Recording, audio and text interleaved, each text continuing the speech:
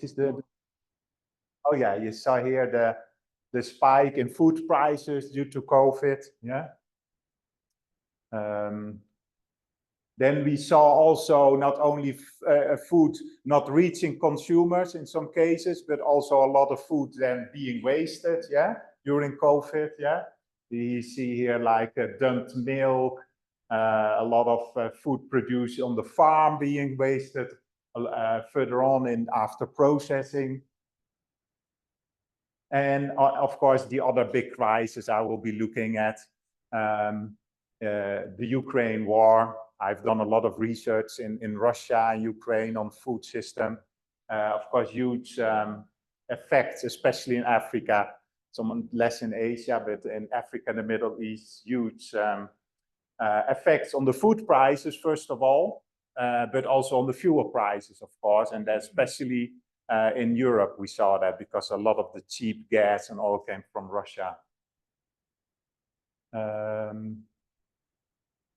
Then we see increasingly more frequent shocks. Yeah, we see that. Yeah, here was this this great grain robbery. Oh no, sorry. This is the 1990 grain price shock, which was still relatively low, and this was quite a long period without big price shocks. Yeah, but we see already 2008, the financial crisis, the land grab rush. Food prices going up hugely. Then actually it's until 2014 it remained very high and the food prices, a lot of fluctuation. Then it seemed like, oh, we're getting into a new normal of lower again prices, and then of gone we saw here COVID coming and then the Ukraine war. So basically it's a lot of turbulence, yeah, the last decade, last 2 decades already almost. And we could say here, following this music album, which is called Crisis, What Crisis? We could also ask, like, is this still a crisis? Are this independent crisis, or is this a new normal of a crisis-ridden food era, yeah? This is the album cover of a music album by the band Supertramp. Maybe someone knows it, maybe not. I used to play it a lot with great saxophone and piano. Then let's see. Yeah. So we see the re-emergence of food self-sufficiency now in various countries. We see also, of course, in Indonesia growing attention again from, okay, we've seen imports of rice have grown, like food self-sufficiency, which was reached under Suharto has been lost, at least to some extent, yeah. But other, like those food price hikes, and especially the following Ukraine, they are a kind of wake-up call for some governments, like, okay, maybe we cannot rely on cheap food, and especially imported cheap food forever. So we see that both at the level of countries, yeah, but also at the level of cities and metropolitan regions, policymakers are thinking about how can we ensure food supply, even when there are increasingly those big shocks, yeah. Of course, Singapore nearby I was there last spring. It started to experience this risk of relying on food imports from especially Malaysia, etc. There was this case that Malaysia, even apart from COVID, that the food prices went up of meat, and they decided to push down their own domestic food meat prices, and they had for a month only they had this ban on chicken. And then there was this famous case of just one chicken being sold in the supermarket for $17 Singapore dollars. So Singapore, of course, is a case where this dependence is super strong, yeah, on imports, and they have also this 30 by 30 policy. Maybe you heard about this, like going towards 30% of food being domestically produced by 2030. Yeah, but also other cities have become more aware of those overlong food chains. So is urban agriculture, can it be resolved sorry, maybe it's not so audible for people online. I tried to, this is better, I guess, yeah, sorry. So to what extent can urban agriculture be resolved in times of those shocks in the global system? And then if we look at that, I think there are a couple of sub-questions we are looking at, and at this research I'm conducting with two colleagues at Erasmus University, a young student and other researcher. Are urban agriculture initiatives themselves resilient? So that is the first precondition, yeah, like if there is a shock and those initiatives fall apart because they are not stable enough, then that is not very helpful. So can they keep functioning? Is urban agriculture, yeah, something offers that some kind of stability? And then the other question is, to what extent do urban agriculture initiatives enhance resilience for the local urban communities? So can they have like a spillover effect, like in terms of food security, but maybe also in terms of social and economic gains, yeah, like more social cohesion, like maybe getting some income from selling some urban agricultural products. And how do those resiliences of those urban agriculture projects, how do they differ across initiatives from high scale to high tech to low tech kind of initiatives, yeah? So that is the question we looked at in the Netherlands specifically. But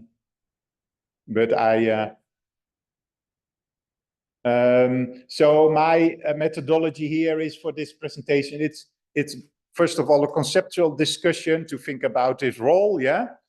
So I draw on empirics, but it's not heavily empirics based. I want to go to stimulate thinking about this. So it's especially based on urban agriculture in the EU, especially in the empirical research in the Netherlands, but also web search and webinars, broader beyond the Netherlands. A fieldwork, especially in the Hague, Rotterdam metropolitan area. They are mostly connected, these two cities, with those colleagues, and but also loosely informed by global dynamics, yeah? So I followed webinars about urban agriculture, greenhouses in various parts of the world. So this is the Hague, the Hague Rotterdam metropolis. So our institute, our university is across those two cities, and it is just like less than this part. This is like 15 kilometers almost. This is even briefer, yeah. So this is the metropolitan area. Here is Delft, another university. Here is Holland, yeah, England. And here you see, yeah, the satellite image of this part here. Yeah, so here you see the water. This is the River Rhine. Here's the port of Rotterdam. This is all port here. And actually in between those cities, it's all smaller towns, mostly connected. And the white one, you might guess, it's all greenhouses. So you could say is it a peri-urban greenhouses, or is it urban? Yeah, it's definitely peri-urban, but maybe also urban. Actually, when I go out of The Hague and you have this sign like end of the city, yeah, then immediately I see the greenhouses. Yeah, it's like houses shift into greenhouses, so there is no green space in between. So it doesn't really feel as countryside, more like an ongoing city. Here is how it looks like by night. Yeah. So this is the yellow is particular LED lights used for quicker growth of the vegetables and sometimes flowers and plants in that area I just indicated. just to give you a sense of the high-tech urban agriculture, yeah? Sorry, I have to. Here another image at night, so different colors of LED lights. It feels a bit when I go there at night, a little bit as if you're in a science fiction movie with all those strange colors and there illuminating the sky. And when you go inside, it's also a bit illuminating because your skin looks a bit purplish and you can't see everything so well. One of the projects we do is also like how people interact with technology inside the greenhouses. That's another topic which I'm looking in a project, like how can you work in those greenhouses with huge temperatures, with LED lights in different colors. It feels something like being in a modern disco, yeah, with except only without the noise. At the same time, in this area, this metropolis, we see a lot of like low tech, for lack of a better term, yeah, because low tech has a little bit maybe a negative feeling. I don't mean to express that, but just for lack of a better term, we see a lot of allotment gardens here, a lot of complexes where people have their own plots to grow food, but some also, yes, just to recreate, sit outside, have a green space outside of the city. So I will go to a little bit in those two, yeah, high tech and low tech, yeah, now in this area, yeah, in the Netherlands, but also a bit beyond. So if we look at this high tech, like vertical farms, indoor farms, sometimes really like in buildings without sunlight, all by LED lights, but also the greenhouses. We see that the proponents, the companies have this explicit claim, like, because we are inside a greenhouse, inside an indoor farm, we are kind of isolated from extreme events like caused by climate change. Yeah, we are doing much better in terms of being resilient than compared to conventional agriculture. But yeah, what about other shocks, geopolitically, for example? First, some examples still of high-tech urban agriculture globally to get a sense, maybe. Here you see high-tech in Singapore. Here on the right, one of the rooftop farms I visited last spring. The other one is inside the building. A very strong policy agenda to stimulate that. And there is, of course, a lot of the big financial district. So there's a lot of money that flows into that, yeah, because it's often very capital intensive. Then just to get a very quick global context, we see that in the US, especially on the West and East Coast, LA, New York City, big concentrations of urban, big high-tech urban farms. This is, for example, in New Jersey, just on the other, just next to New York. I attended a webinar by the CEO of this one, so it's I think the biggest, at least at the time, in the indoor farm in the US. And here again, it's close to capital, yeah. So it's close to the financial district in New York, Wall Street, and in LA there is the startups and all the venture capitalists, yeah. So it's not. I think that's good to realize. So that's Singapore, the US. And here we see cases from Europe, like this is iFarm from originating from Helsinki. This is in Berlin. There is quite a lot of rooftops in Berlin. There was quite some empty space, abandoned buildings some 50 years ago, following the fall of the Berlin Wall. There was still a lot of empty space. And here is, for example, I'll just skip through it. I can share the PowerPoint.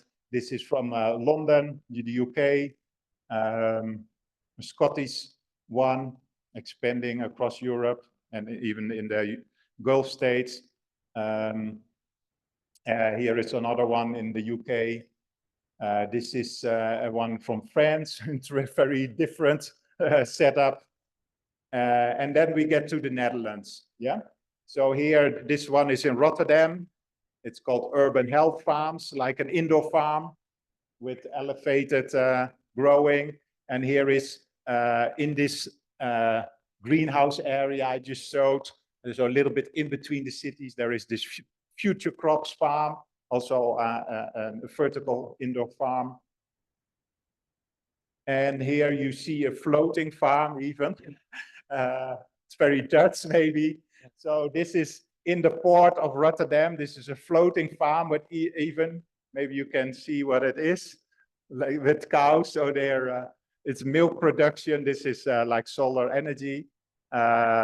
So here there is a strong link also with disaster, because the founder got this idea while being in New York during Hurricane Sandy. I used to be in New York for a visiting fellowship at the time also, so it was quite a flood and obstructive for the city. So he got an idea like, okay, we see shortages now of food during Sandy, during this hurricane. We should do more in the city, but there's little space and there is water. So it could be a solution for cities like Hong Kong, Singapore, maybe Jakarta. So that is, since a few years, it's there. And then here, for example, here is the, oh, sorry, I have to, can I get back? Yeah, this one, yeah. This is a rooftop farm in The Hague, where I'm living, and our institute is, and it was aquaponics and vegetables on the rooftop, former Philips building, former industrial building. However, then just that to get a sense of this sector, there's a lot of promise and claims like we are being more sustainable, we use less water, we are not affected by shocks because we're closed off and isolated. But what about the shocks and those vertical indoor farms, those high-tech farms, yeah? So during COVID, we saw quite some supply chain disturbances also affecting those companies. So they had difficulties to sell their produce. Often those vertical farms are for high-end consumers, yeah, because it's a lot of technology going in. So the model is like being close to the consumer, producing high quality vegetables for restaurants mostly, yeah. So COVID, restaurants were closed, so they were hit quite a bit by this, more than normal agriculture, yeah? So not so shock-proof as they claim to be. Then looking at the other shock we talked about earlier, the Ukraine war, you see, and the oil gas sanctions, those vertical farms were hit very harsh, very, very starkly by especially not so much the food price rises, that would be good for them maybe in a sense, yeah? But by the energy prices. So a lot of the electricity is still generated by burning, for example, gas. So that came from Russia. Prices went up a lot in the EU due to the sanctions of Russian gas. So that had a huge effect on the sector negatively. Yeah? We saw also a decline in venture capital, VC, because maybe you knew that this Silicon Valley Bank went bankrupt as one of the icons. So interest rates went up, less capital available. So those vertical farms need a lot of venture capital, private equity funding. So they were hit from three sides, yeah? And all these different shocks in time, this kind of energy cost and decline of finance kind of coincided more or less. This was earlier, of course, COVID. And we see that in the EU, at least 15 of those vertical farms went bankrupt, yeah? And it's not like there are hundreds of them. I don't know the exact number. It's difficult to keep track, but maybe there are 30, 40, maybe 50 at most. So really a big share went bankrupt, yeah? And others were in big financial problems. They kind of survived still. So it's definitely, sources say, the vertical farming sector is struggling. They were either scaling down production or filing bankruptcy. So these are only the ones which are bankrupt, others were scaling down, yeah. Here you see, for example, this energy prices going up, like in 2002, in the summer of 2002, hugely. So they were hugely affected. So what about resilience? So that is the resilience of the initiatives themselves. They're not so resilient. Then the resilience they create for their urban environments, yeah? Socio-economically, for the neighborhoods, for the urbanites. You see that that effect is very limited because these high-tech farms hardly have a contact with their surroundings. Yeah, they're highly automatized. So there are very few laborers, so very few humans actually inside of those buildings. Then cultivation is mostly invisible because it's indoor, yeah, or high up. And it's mostly not accessible, especially because there is also strict hygienic standards. So even I requested to visitors to farms, we could do some interviews, but they didn't allow us in. Because they invested so much money in those vegetables that they're so afraid it will go wrong. And then it's very corporate led, yeah. It's big investors, often investors, international investors, which have no link at all with the city. So one of those Dutch companies, they have an Israeli investor, one is Dutch, another is US. Yeah, so it's very footloose capital.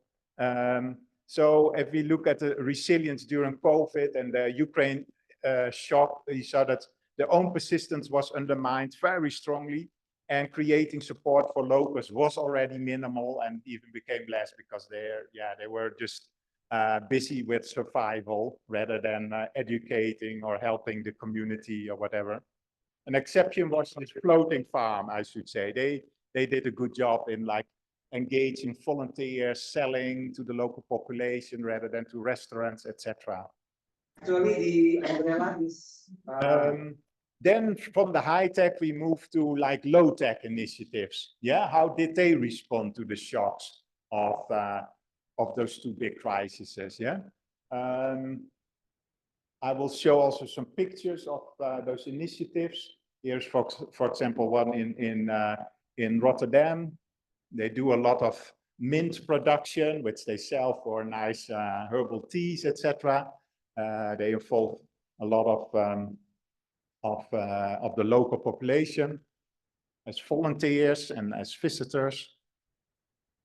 Let's see, I have to go back then.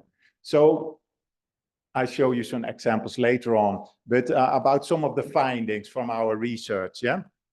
So we see that COVID didn't affect them, not by far as much as those high-tech urban agriculture initiatives, yeah? So in COVID, did not threaten the persistence of this kind. So none of them went bankrupt or stopped functioning. Of all the initiatives, we interviewed some 30 of them. Then some problems were there, of course. It was not without problems. So there was, of course, social distancing. So some of this initiative had a lot of educational activities, like inviting school children. Of course, that had to be stopped mostly. And some of the bigger activities, group activities, they had to be stopped. But still, there was also a lot of creativity in trying to make it work. The advantage was they had open space, yeah, and gardening spaces outside, not indoor. So with some improvisation, they still could continue a lot of the activities, and whether some big group activities they had to stop, they expanded some other smaller scale activities. But so overall, actually, more people started to visit the initiative, aside maybe from schools, which were already coming before. So more people actually started to get to know those initiatives, because people were stuck at home. They could not go to their work. They could not go shopping.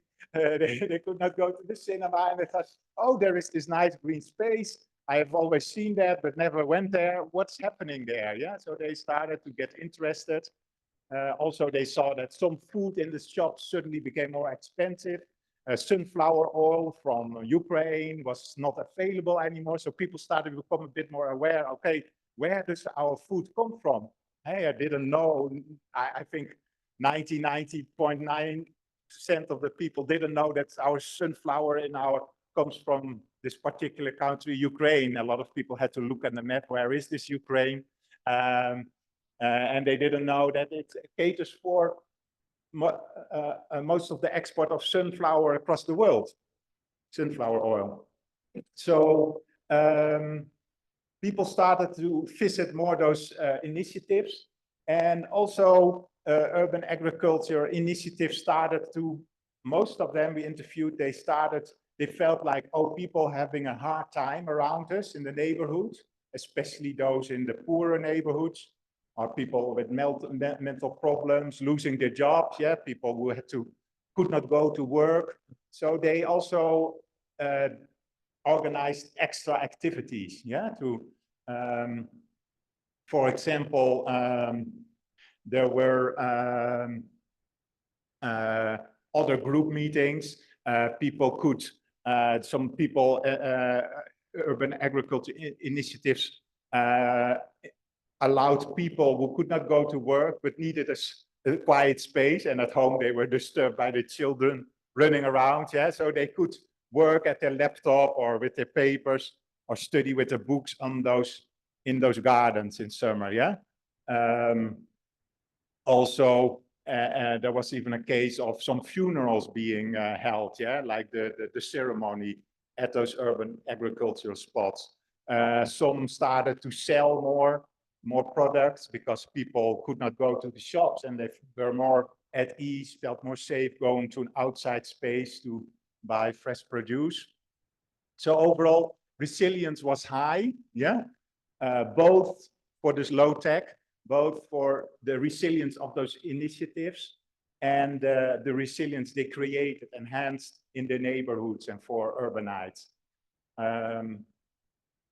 There's one remark I should say, a downside of all those activities, that volunteers felt after COVID, at the end of COVID, a bit overburdened, because they felt, oh, we have to help those people, we have to do extra activities, and often they were at the limits of what they could do, yeah. So there was also a bit what we see in the literature for those working on social science, agriculture, like Jannovian self-exploitation of those coordinators, yeah. So often those coordinators are sometimes subsidized a job, but they worked way more. Often they had like paid for half a week, but they worked more than a full-time week, yeah, much more. So that is the critical note towards this success. Okay, sorry, I have still to get used to that. So here you see one of those initiatives in Rotterdam. Here you see another. It's a little bit, some classified as low tech, some a bit as high tech, but like on rooftop farms. But this is on a rooftop, but the way of cultivation is without much technology. This is in Rotterdam.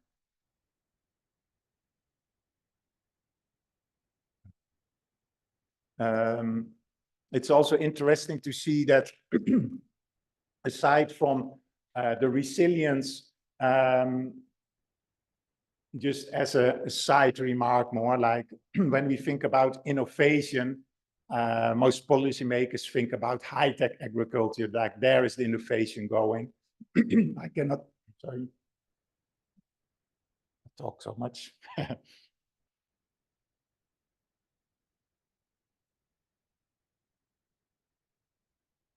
So policymakers mostly tend to equate innovative urban agriculture with high tech, but I would say that it's just a very narrow vision, because there can be a lot of innovation in low tech agriculture, but often policymakers don't see it. Yeah, I just give you two examples here.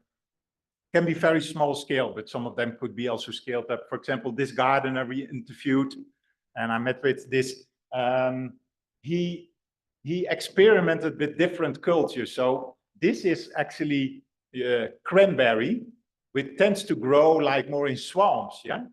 And so this is more like in the Hague part, which is more like dune, sandy. So he brought in his own soils and some plastic underneath, half permeated. He created his own like mini environment for cranberries because he likes them so much. They're quite expensive. And then mostly when they are sold, they are like with pesticides in the shops. So he really experimented and all invented it himself, yeah? And this is another example of an urban vineyard in The Hague. It's really an adaptation to climate change because the Netherlands normally was way too cold for wine producing, yeah? And so it's the first urban vineyard in the Netherlands and also in Northern Europe, Northwest Europe. And okay, no problem. I just continue talking. So this urban vineyard, still the Netherlands, it's difficult to produce good wine, yeah, because it's not France with good temperatures or California. So he invented his own procedure. He was a bit secretive about it. I don't know all the details, but a way to speed up the wine growing and wine processing process. Yeah, so with a limited season, he managed to bottle wines which were quite well appreciated. And the 070, that's the telephone code of The Hague, of the city. So this vineyard is really in between houses, the railway station and the harbor. But they managed to get quite a buzz around their wines and do innovative workshops and wine producing. Then I go on.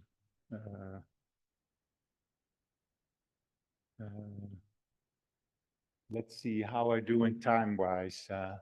You still have 10 minutes. Okay. So then I kind of now I showed the high tech, the low tech, and their resilience, yeah. To complicate or to show that those terms are not like pure dichotomies, and that there is some movement in between them. I want to give you show you one case of a sub-project we kind of stumbled onto while doing this research I presented so far. It hasn't been studied by anyone in the Netherlands, but I think it's interesting because it's really crossing the lines of high tech and low tech agriculture. Sorry.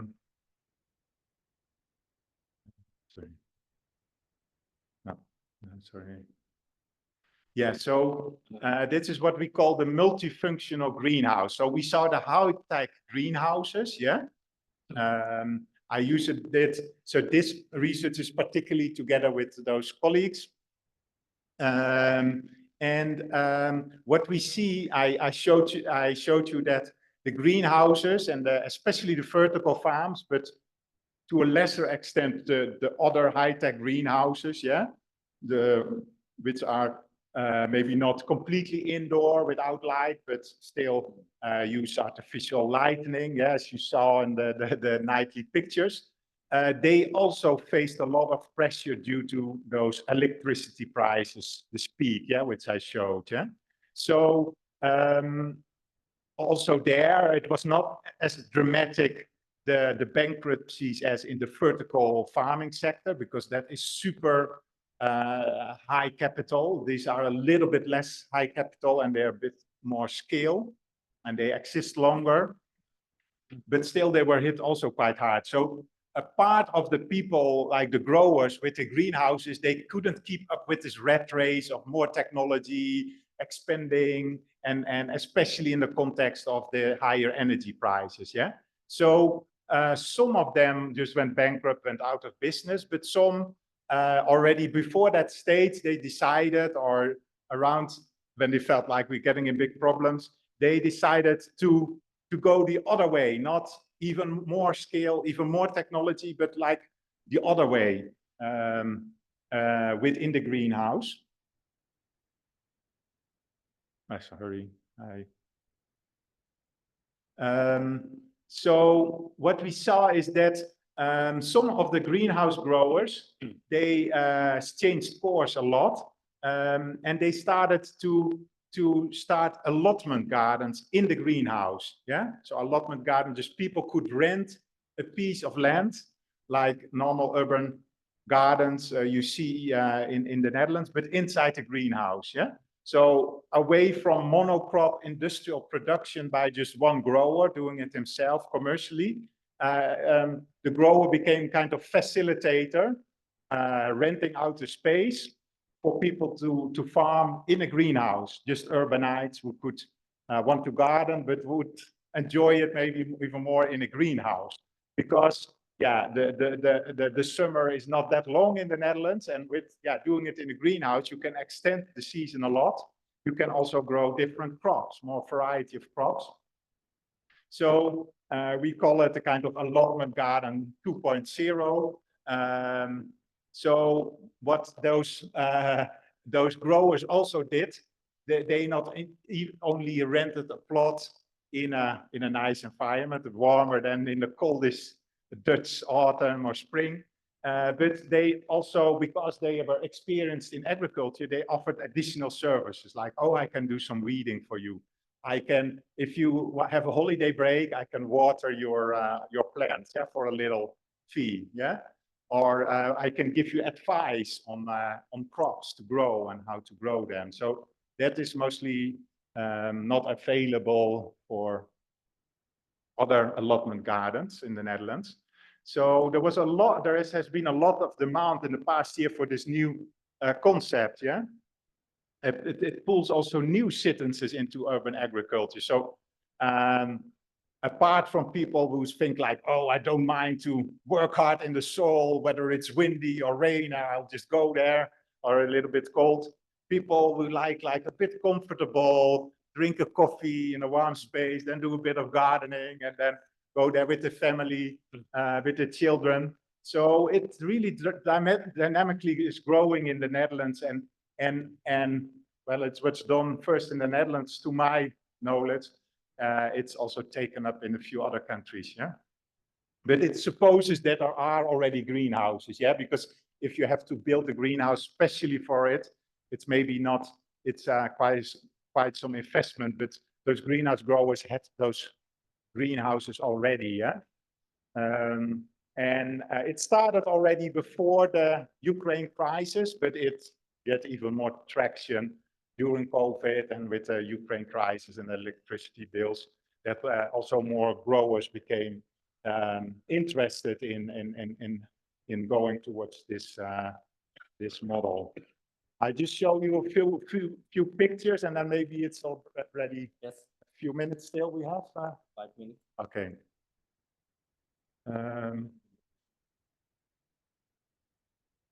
So here you see some examples. So they have names like Little Garden in the Greenhouse, Your Allotment Garden, those kind of names, interesting. You see how they market it, yeah, like with the whole family, you can go there. It's nice for everyone. So people even put up a hammock in, which you could normally hardly do in the Netherlands. It's like maybe 2 weeks in the year that you can use it, which otherwise it's too cold. So this kind of model kind of unsettles like stereotypical concepts we have, yeah, about agriculture. So it's from industrial to alternative urban agriculture. So it is part of is industrial heritage, yeah, but it's used in an alternative way. It's also crossing the boundaries of high tech and more frugal, spontaneous innovation, productivist, post-productivist, energy input or low input. I mean, most of these greenhouses didn't heat the greenhouses anymore, but still just being in a greenhouse itself already prolongs the season for at least 2 to 3 months, yeah?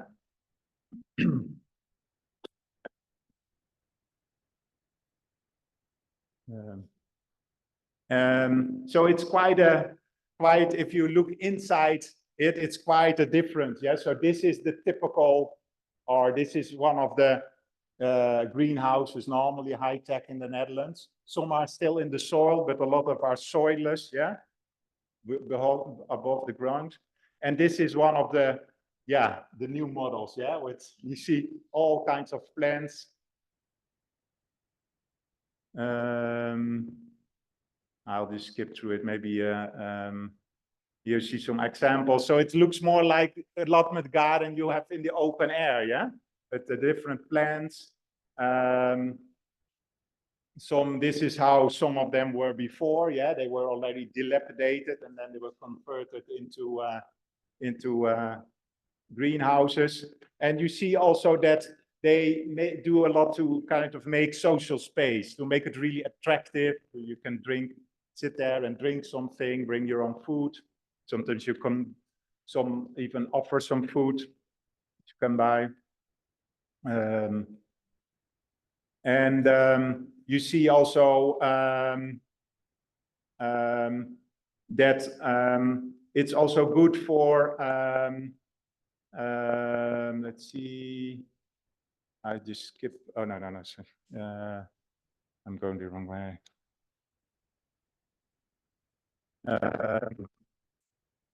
I just don't pay attention to the text. I just show you some pictures. You see also that it creates a lot of diversity, actually, because maybe some people were aware of the link between gentrification, lack of inclusion in urban agricultural initiative, or especially in the US. You see that often it's done by upper middle class citizens. And you see that in those greenhouses, actually, it's very diverse in income, in terms of ethnic origin of people. So we have a lot of Surinamese people, Indonesian people, Moroccan people, Turkeys, and they can produce crops which they could grow in their homeland, which normally you couldn't grow in the Netherlands. So it's attractive for them. You see a real mix of cultures within the greenhouses. So that's and crops like tropical crops also being experimented with. So some of the Surinamese people said, like, I feel a bit like at home, like a little piece of Suriname within the Netherlands, which I created in my allotment in the greenhouse. So yeah, then let's end on this note. I give applause to Dr. Ron Visser. Yeah. Okay. It's very interesting presentation. Actually, it is very similar with our finding also in our project. So is there any question from all of you on also at the Zoom online platform or here? Yeah, first the woman. Okay.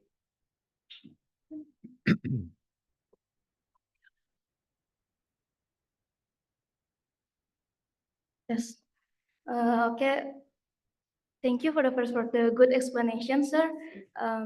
Here I want to ask something about. My name is Yolanda Syafitri.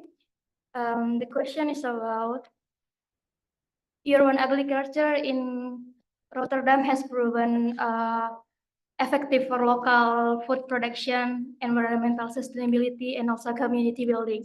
But if we adopting the similar practice in Indonesia, this is could address some food security issues. The implementation will require customization to local conditions such as climate and also available space and social economic condition. And also beside that, usually urban agriculture focus on vegetable, herbs, and also small livestock food. I think this is maybe not provide a full range of nutrients that people in Indonesia rely on. So what do you think about it? Thanks. Okay, I try to repeat because to make sure that I understood everything well. Yeah. So about comparing the insights from the Netherlands for the context of Indonesia, and you said some of the produce like vegetables, small livestock, they are not what people need or what they need. In Indonesia, we still need our main food like rice. Yeah. So a little bit about the food dimension and the economic dimension. Yeah, so I paid especially attention to the social. Why I did so because first of all, during COVID, the Netherlands, because it's such a big food producer, there were hardly any shortages of food, and it's only like basically sunflower and a little bit bread because of the wheat from Russia, which increased in prices. But vegetables are produced all around, milk is produced, meat is produced. So whereas some countries faced huge disruptions in food, that didn't happen in the Netherlands. So it was not that people needed to engage with urban agriculture because food shortages or because it went up a lot. Some food went a bit higher in price. So that is one of the contexts where I maybe forgot to mention it and didn't go into it too much. Then looking, but still, I mean, for some people in the poor neighborhoods in the Netherlands, you see that inequality unfortunately rises. Netherlands was a very equal country in terms of Gini coefficient and etc. But inequality is rising, and you see more people like having difficulty make ends meet, and food prices now, because especially not so much during COVID, but because of the fuel prices, and that affects bread prices. Prices are have been growing from 2002 onwards more. So for people in poor neighborhoods, and a lot of them are also migrants from Morocco and Turkey, they have difficulty to buy fresh produce, especially, I mean, the just getting rice, but the Netherlands is more pasta or potatoes. That is quite cheap, but for them, like buying fresh vegetables, fruits, it's more expensive. So for them, just especially having fresh fruit is great.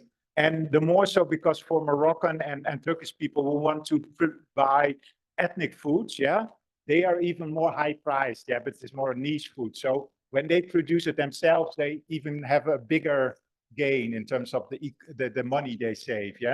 And in the Netherlands, I think that is also an important point of difference with Indonesia. In fact, when you have an allotment garden, you are officially not allowed to sell the produce. So that's a big difference, because I think everywhere across Indonesia, you can sell that food, and it's important for people. So that's not allowed, and there is not that tradition, but some people do, especially in Rotterdam and migrants in the poor neighborhoods. Some of them made interesting amount of money by selling it, and it's kind of tolerated because it's informal and not big amounts. And so I think it is still important. And I think, I mean, it would be difficult to replace rice, for example, I imagine in the Indonesian context. But I think that's it is not the most high priced in terms of price, in terms of cost, commodity. So it would allow people to when you do urban gardening, to get an additional vitamins from fruits, from vegetables. So I think it is important. Also, indeed, if you don't have sufficient rice production, then you could not compensate that by urban agriculture. But at least rice production, Indonesia has rice reserves, so I think it's like 1.5 to 2 million tons of rice, which is a rice reserve. So it's at least a commodity you can store quite well. And that's the problem, of course, with vegetables and fruits. It's much more difficult. So that makes it even more important, I think, to have urban agriculture, where it's because the disruptions in food chains are even more for fresh produce, I would think. Yeah. I hope that's an answer to your question.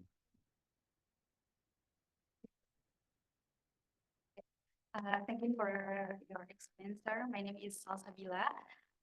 First of all, I want to say sorry because my English is not good, but but I hope you can understand what I'm saying. The question is that urban agriculture ensure all food demand if this implemented in Indonesia, such as curtain and fresh vegetable, as we know, and we considering that Indonesia is one of the highest air pollution country. Thank you. Highest full. Air pollution country. Yeah, and I try to repeat to be sure if I understood your question right. So you mean what the role is of urban agriculture with relation to air pollution, or? Prevalence of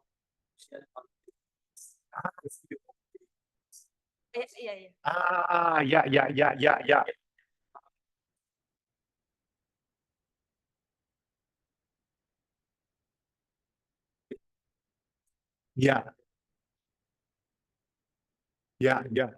Yeah.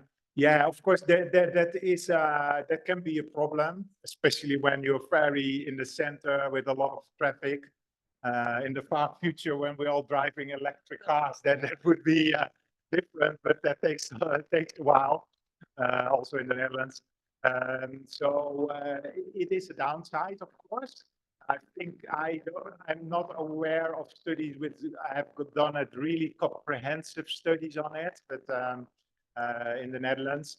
But I would say, yeah, if you compare the negative effects of chemical pollution on crops and you compare that with like micro dust from air pollution, I think the effect is still more beneficial for urban agriculture because, for example, in the Netherlands, in the EU, there is increasing evidence of the downsides of spraying and chemicals. And especially, I think one of the new insight is that, okay, there were special thresholds for which how much spraying would be safe or how many particles in food are acceptable. But now increasingly they are looking at also how it's a stapling, a layering of different chemicals which interact with each other and make things much more worse. So I think overall it's more beneficial. Yeah. Okay, thank you. Yeah. Of course, assuming that urban agriculture is without chemicals. Yeah, some people might use it, but in general, I think they don't. Yeah. Okay, thank you. Sorry if my question is out of topic, but I'm so curious. Because many indoor farm use more electricity because they use light inside the sun. Can you explain that? How does it electricity use affect sustainable about for sustainable or the environment, and is the product of indoor farm more pricey than greenhouse about because of the electricity use? That's it. Thank you. Yeah. Thank you for the question. Yeah. So is the produce more in the vertical farms more expensive than for the normal greenhouses without lights? Yeah. Yes, it is. It is. Yeah, it is an additional cost. So the additional cost of this produce, despite the additional cost, it's still attractive for a lot of growers because they can sell, they have a longer season, so they can sell also in winter more easily. So they're competing with tomatoes coming from Spain, for example, and still it is cost effective, but you need to be optimized your production a lot, because if you put LED lights and don't have very high yields, you make some errors, then of course you lose a lot of money. Yeah. Yeah, in indoor, so in the greenhouses, which are still open with glass, they often use some of them use LED lights, yeah, and they use it sometimes to extend the day. So you saw the lightning and like in the Netherlands, like in winter it gets dark at 5 o'clock. They extend the day, also in spring, and they extend the season, yeah.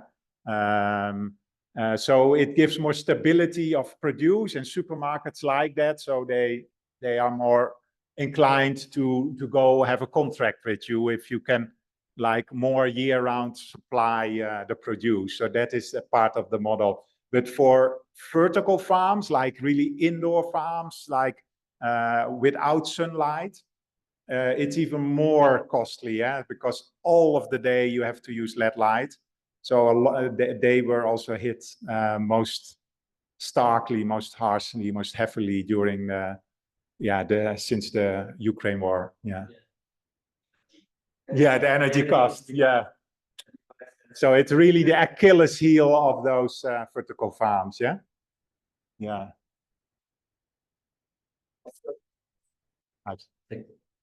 Hello, Mr. Thank you for the time.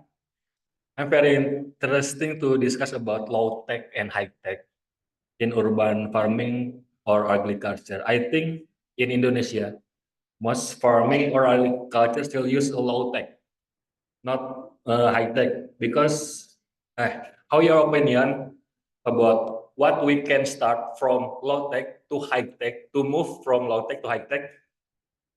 I think high tech is more expensive than low tech. And then for sustainability, how to maintain in the high tech agriculture? Thank you. Yeah, so how to move maybe from low tech to high tech, and how to keep the stability within high tech agriculture. Yeah, so how to move from low tech to high tech. So in Indonesia, most is low tech. I knew one example. I just saw like some new entrepreneurs from the US from Indonesian origin. We started it in Jakarta, like in a shopping mall. So there are some examples, but yeah, there's a rare cases, I guess. But I think it probably makes more sense to introduce some elements, yeah, a little bit like medium tech, like what we have some people in our institute which work on frugal innovation, like more robust, cheap technologies, not like, oh, the higher the technology, the more complicated, the better. So I can imagine that you could also use like apps, for example, for farmers to get some like more specific weather advice. You see that already in normal farming. Yeah, I'm doing a project in Ghana on new platforms and apps for farmers, or like in rural areas. But I haven't looked at it.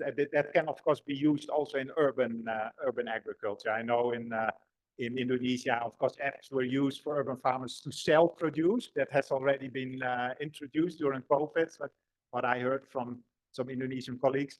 But you could also think of apps to use in the states of production, yeah, like give agronomic advice. You have also in agriculture already, like rural agriculture, like apps to spot diseases. So that could, I think it always has to be combined with human advice, yeah, like scientists going there, because apps can have errors. I looked also into that, but that could be one way. Or you have like soil sensors which get cheaper, for example, or you have like automated clocks which you can put on a water pump, yeah. So they're not that expensive, yeah. So you could, if you go away for a few days, you could automatically like spray with water. So these are not super expensive, and I think those technologies are way more useful. Yeah. And regarding stability of high tech, yeah, I have to say that the most recent sources I found that the bankruptcies, also some new ones started again. So there is still money flowing into it, and some people are still thinking it makes sense to do it. And but yeah, it has to be seen whether it's more of a hype or it really makes a lot of economic sense. One thing that is important when I went to also live seminars and webinars for people investing in it, that in the beginning there was this startup Silicon Valley mentality, like we have to expand as quickly as possible, just throw a lot of money into it, like the Uber apps and the Grab apps, like expanding. But it's very different just having a platform and app, which is not super expensive, and the taxi drivers or the scooter drivers work for themselves, or you have a high-tech farm where everything has to work, you are responsible for it, millions of money invested. It's very different ball game from a platform where you just sit back and get 10-50% of all the revenue, and sometimes you do an update of the platform. This is and people kind of didn't, even investors didn't see that difference. They thought, okay, we expand. Now they are paying more attention to cost and more gradual expansion, so that could help the stability. Yeah.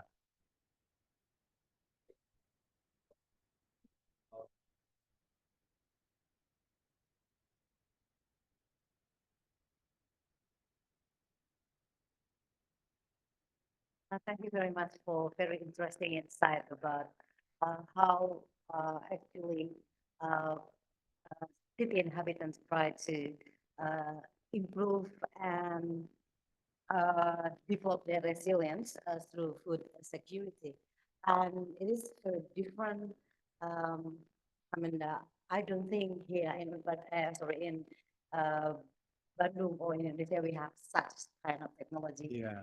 We of course we do almost similar thing when COVID came. Actually, the people try to struggle and try to employ and implement so many different type of food security. However, I think that it is now declining, because we think that we are safe again. We don't need to, we can rely on our farmers somewhere else. So, and I'm just interested in how actually in the country like Netherlands or other countries in Europe, people keep striving this and continuing the program, because I think that's a very big challenge in Indonesia. I mean that somehow when COVID came, everyone just suddenly become the farmers, urban farmers. But when we think we are safe, then people just forget about what is actually happening. Yeah, so I just have a concern on that. Thank you very much. Yeah. And probably another one regarding the government policy. To what extent actually the government at the local or federal level supporting this kind of initiative? Is there any kind of funding support or technical support or whatever to encourage more people to develop this kind of very good habit? Thank you. Thank you. Yeah, so the policy support and whether this awareness created by COVID kind of continues, about the awareness and the interest. I must say that last year or last 1.5 years, I didn't do in-depth interviews. We did it a bit earlier, like in 2022. Although I had some conversations, visit some. So my experience, of course, the huge interest has gone a bit down, but still, my impression is it's still higher than before. And still, most of these allotment guards initiatives, they do have waiting lists, especially the ones, I must say, in the middle income neighborhoods where people are more aware or have more time to think about food. There it's very popular. But it has gone down a little bit, and also some people at initiatives, which were the core organizers, they felt a little bit, we have been advocating for 15 years for urban agriculture, and now only because of COVID they come, and will it last? So there was a bit of skepticism by some of the people, but I thought also, if it brings people there, at least some part of them will stick. That's my impression so far, but I don't have the hard figures. And in terms of the policy support, there are subsidies from the municipalities in both cities. especially Rotterdam is more active. It has also a bit more industrial space, which has been kind of abandoned, so there's a bit more space. And for example, there are some initiatives, for example, like one coordinator is subsidized for like half a day. It's often not a full-time job, but someone who really can bring a kind of stability to within all those volunteers. And there are also in The Hague, and I think also in Rotterdam, there is a policy advisor at the municipality for urban food and agricultural issues, who tries to connect all those initiatives. And there are also meetings to bring initiatives together, which are also funded by the municipality. Yeah. Yeah, thanks. Okay. From Sultan. No,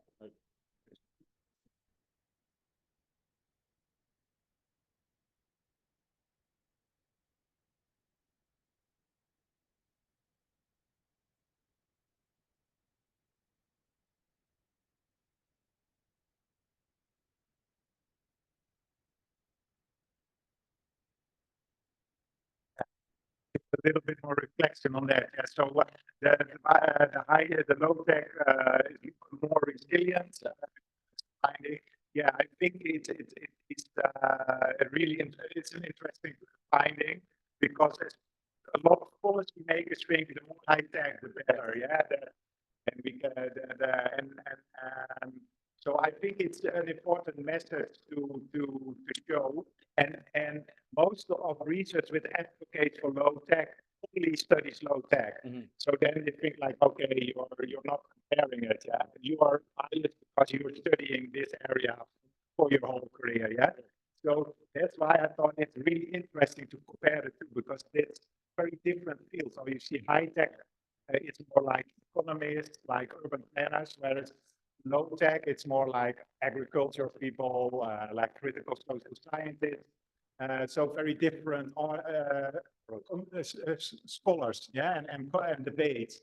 So I think it really, I thought that's a nice challenge to try to link those debates, and also, yeah, try to warn people like, okay, maybe you think like for Indonesian policymakers, they see Singapore nearby. I think that's the way to go. But I think, yeah, there are huge risks for the strategy. You spend a lot of money on it, and it might not pay off. Then, and for that same money, you can do maybe things across all of Java in a lot of cities, where otherwise you should spend that on 2 initiatives, maybe say in Jakarta or Bandung, and the rest is not. And then a crisis hits, and then maybe it goes bankrupt. So I think it's much more sensible strategy to go for like low tech improvements. We can already incrementally create quite a lot of production increases and like social economic effects for the urban population. Yeah. Yeah. So you said it confirms your Yeah. findings. So I'm glad that it's not like, oh, you're telling this story from Europe, from the Netherlands, but it doesn't matter at all to what is happening here. Yeah. Actually, Professor Rukan has already talked about that. Oh, okay. All the tradition, all the heritage is the answer of the sustainability. But we are trying to prove that our living life. Maybe after this, you can visit our living life. It is a similar finding with our project, with Professor Rukan project in SUA. So as we see that when the population growing, everybody think about the innovation and also the sophisticated technology and everything. But in one time when we're facing the climate change and everything, the environmental degradation and also the energy crisis, we see now that the technology is not the answer. The complicated, the sophisticated is not the answer. We should back to the heritage. We should back to the low technology. So how we also appreciate that most Surinamese, Indonesian, we've seen that there is intersectionality issues.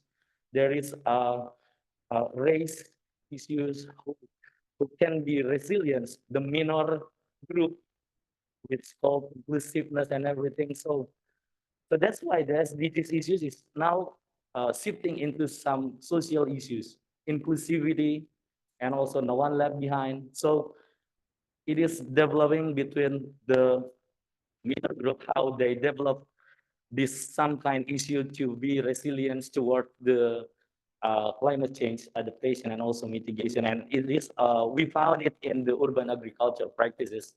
So that's why we always say that heritage is the answer back to the not only back to the nature but back to our culture is the answer of the sustainability that is always taught by Professor Rukan actually, and we'll prove it. So thank you for the insightful presentation. We can give applause to Dr. Juan Pisar.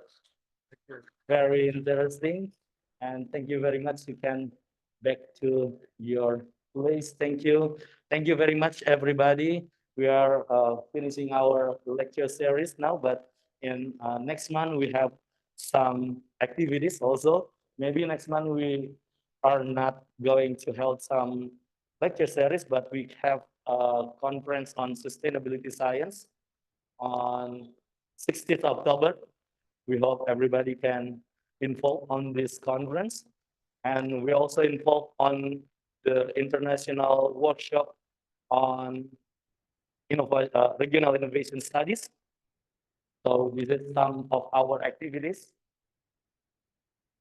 Next month will be the conference of sustainability science. We still accept the abstract submission until 7 October. So we still have opportunity to submit our abstract. Maybe we can share to everybody this information also, or everybody can access our Instagram regarding these updates. CESSUNKD, CES Unpad, our Instagram.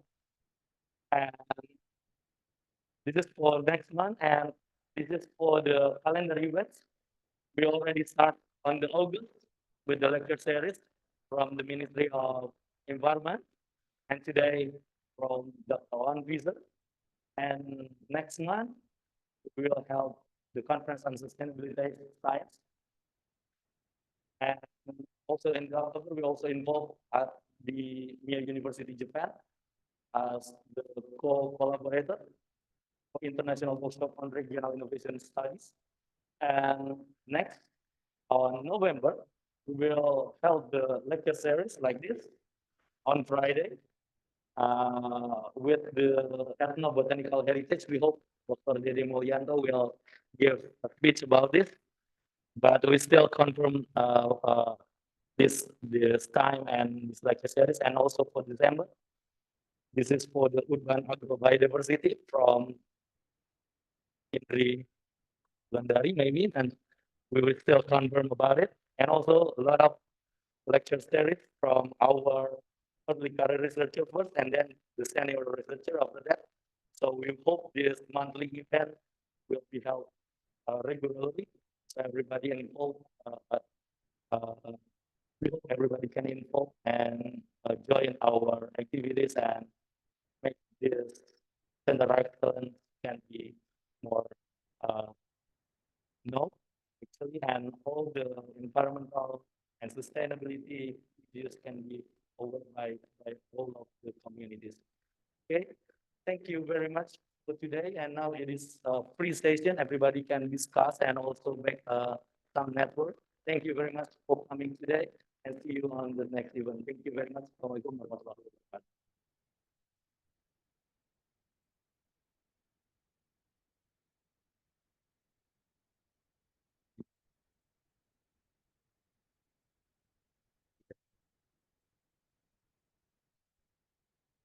And thank you all for the great questions. Very stimulating for me also.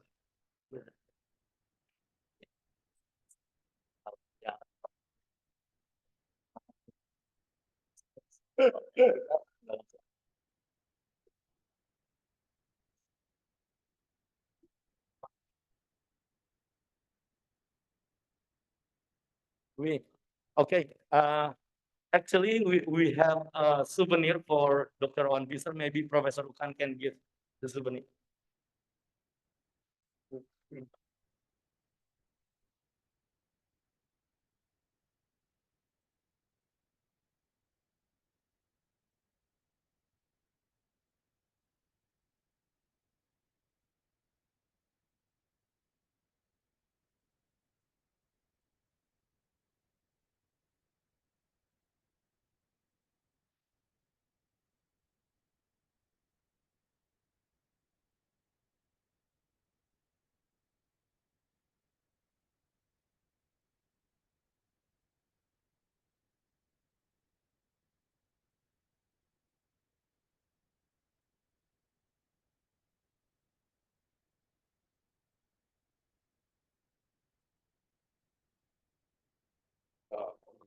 They're pulling out noise.